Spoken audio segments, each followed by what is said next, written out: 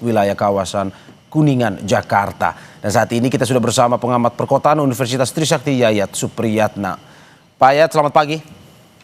Selamat pagi, Mas Mario. Terima kasih Pak Yayat sudah bergabung di Dialog Breaking News pada pagi hari ini terkait dengan pembongkaran tiang monorail. Tadi kita sudah dengar pernyataan dari Gubernur Pram dan juga mantan Gubernur Jakarta Sutioso, di mana ini adalah sebuah solusi yang kala itu tahun 2003 untuk mengatasi kemacetan kalau kata Pak Sutioso. Kalau dari pengamatan Anda, monorail tahun 2003 waktu itu Sutioso menjabarkan terkait dengan solusi ini.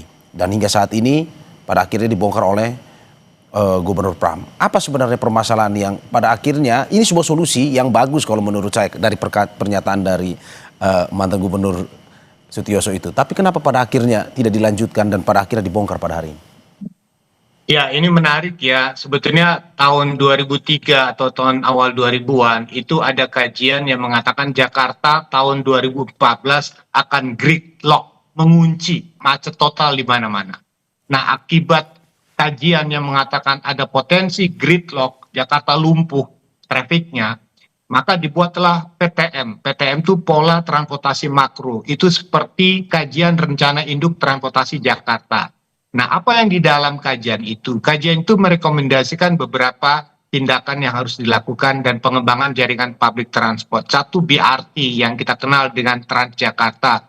Dulu isunya busway. Kedua, pengembangan 6 jaringan jalan tol yang waktu itu juga menimbulkan perdebatan. Etis nggak membangun 6 ruas tol di dalam kota. Baru yang masuk ketiga, angkutan yang berbasis rel. Salah satu itu monorail. Memang pada inisiatif ini di awal untuk digagas oleh Jakarta itu memang menjadi perdebatan secara kebijakan. Pertama, satu, Undang-Undang Perkeretaapian waktu itu tidak memberikan rekomendasi pemerintah daerah boleh membangun angkutan berbasis rel. Otoritasnya masih dari pusat. Tapi kedua yang menarik adalah Pak Sutioso, Bang Yos mengatakan kalau tidak dilakukan tindakan ini kita terancam oleh kelumpuhan. Itu menariknya ya. Beliau menyatakan kalau tidak melakukan 3 tindakan ini, misal BRT, tol, dan angkutan berbasis rel ini, otomatis Jakarta lumpuh. Nah, ketika sukses BRT, Transjakarta di launching tahun 2004, itu kan gemanya tuh luar biasa ya, betapa efeknya. Nah, saat yang bersamaan ada langkah percepatan yang dibuat oleh Bang Yos. Kita ingin membuat monorail, tetapi yang menjadi masalah seperti saya katakan tadi, ada perdebatan. Siapa sebetulnya punya kewenangan? Kedua, bagaimana aspek pembiayaan? Nah, itu kan jadi apakah boleh loan, bantuan dan luar negeri. Nah, di sini ada diskresi sehingga langkahnya dipercepat. Nah, yang menjadi masalah adalah pada konteks pembiayaannya yang sempat menjadi perdebatan dan permasalahannya. Nah, akhirnya karena waktu itu tidak berlanjut dan Bang Yos diganti oleh Bang Foke, Bang Foke resmi menyatakan proyek monorail berhenti. Nah, ini kan menarik ya kan? Kalau udah berhenti bagaimana tindak lanjutnya? Itu ada sengketa hukum antara Adikarya dengan Pemprov DKI, bagaimana penggantian dan proses tindak lanjutnya. Ini kan menggantung cukup lama dari 2011 sampai 2026, hampir 15 tahun. Ya. Nah, apa yang menarik dari pembelajaran ini? Memang sebuah konsep dan gagasan itu memerlukan proses. Didukung dengan kajian yang matang dan yang paling penting adalah dukungan pembiayaan. Nah, sekarang ketika katakanlah monorail nggak jadi, ada isu diganti dengan LRT, kemudian ada percepatan di zamannya Pak Jokowi untuk membangun MRT. Jadi kelihatan dengan sangat terpaksa monorail ditinggalkan karena sudah ada kebijakan lain yang ditindaklanjuti di 2019. Oke, Pak Yayat, tapi kalau pengamatan Anda sebenarnya di tahun 2003 dengan terobosan monorail ini yang disampaikan oleh Bang Yos atau Sutioso, ini sebuah terobosan yang mutakhir atau terobosan yang bagus atau sebenarnya bagaimana? Kalau kita melihat terlepas dari perencanaannya atau pembiayaannya.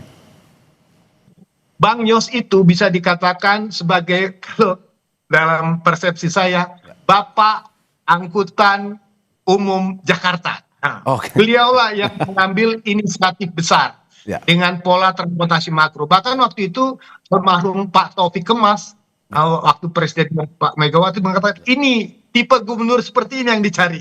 Ya. Itu menarik. Karena beliau berani melawan resistensi penolakan yang demikian tinggi. Seperti contoh ketika busway masuk, yang paling protes kan para pengguna kendaraan pribadi. Ketika busway sukses dari 7 koridor, kemudian sekarang udah 14 koridor, apa yang diinisiasi oleh Bang Yos dengan keberaniannya untuk memulai langkah itu menjadi terobosan yang menarik. Dan orang melihat, wah ternyata public transport khususnya busway itu menjadi alat transformasi perubahan Jakarta. Jadi orang menyaksikan bahwa ternyata kita mampu membangun satu ekosistem layanan yang bisa menggantikan pola angkutan sebelumnya. Nggak kebayang kan nama kita sekarang, dulu Metro Mini, Kopaja masuk ke tengah kota dengan cara sendiri-sendiri. Sekarang hilang semuanya dan tergantikan dengan satu manajemen di bawah Transjakarta yang mengelola 14 koridor, kemudian ditambah dengan Jaklingko untuk membackup di dalamnya. Dan satu hal yang menarik, mengapa monorail ini atau angkutan berbasis rel ini menjadi angkutan utama? Karena untuk metropolitan Jakarta dan kota-kota besar lainnya, angkutan rel adalah tulang punggungnya. Itu yang paling kita belajar dari Jepang, dari Singapura, dari kota-kota lain. Angkutan massal berbasis rel itu yang paling optimal. Kenapa?